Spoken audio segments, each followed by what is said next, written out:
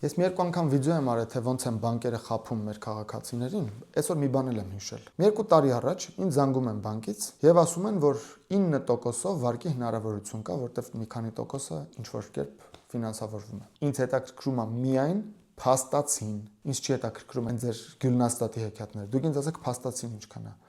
Երթվում այդ բանկի աշխատողը ասում է Նարեկ ջան, 100% ասում եմ, 9% եւ վերջ։ Ուրիշ ոչ մի ծախս չկա։ Գնում եմ բանկ, երկար խոսում ենք, նկարագրում է, ժամկետները, բանը, նկարագրում վերջացնում է։ Եկել տեսնում եմ, որ այնտեղ մի հատ էլ 200,000 է գրած ցենց 10 միլիոն դրամ է վերցնում։ 200,000 է գրած։ Ասում եմ, բայց ինչ 200,000-ը։ Չէ, ասում է, այդ մի անգամ ես տալու։ Ասում եմ, ինչ 200, այդ ինչ 200,000-ը, որի մասին դու ինչ չես ասա։ Ասում է, դա 2%-ն է քո վերցրած փողի, որը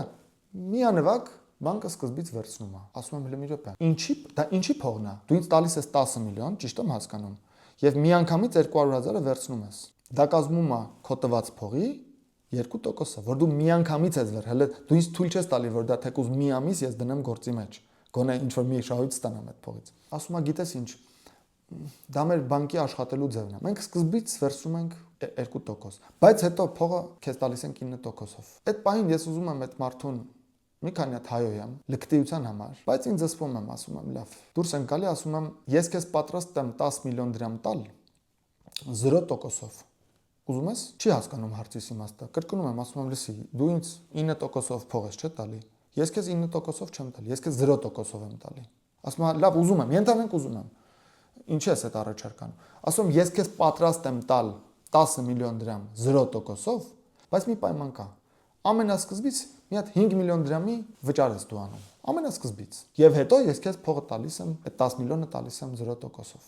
Սենց նայում եմ դեմքից։ Ասում եմ, բարեկամս, դու հասկանում ես, որ երբ որ դու ինձ սկզբից տալիս ես 10 միլիոն եւ վերցնում ես ինչ-որ մի քանակի փող, դա թաքնված տոկոս է։ Ու հաշվում եմ, նայ, ասում եմ, սա, ասենք, կես տոկոս է կամ 0.6% է կամ 0.8% է, ինչ որ մի տոկոս է։ Իրականում, երբ որ դու ինձ երթվում ես հեռախոսով, ասում ես, որ 9%-ով է փողը, փաստացին 9%-ով է, բայց չես ասում քո սկզբից վերցած փողի մասին,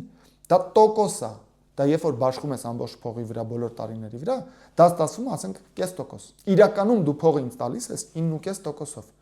Հարց. ինչու ես խափում հաճախորդին։ Պրոբլեմն այն է,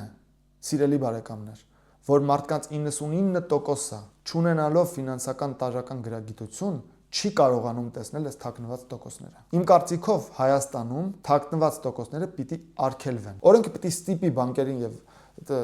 դրամային կազմակերպություններին հաճախորդներին ասել 1 թիվ։ Եվ այդ թիվը պիտի լինի փաստացի տոկոսը։ Մարդիկ գոնե տեղից էլ անգրագետ են տոկոս հաշվել չգիտեն։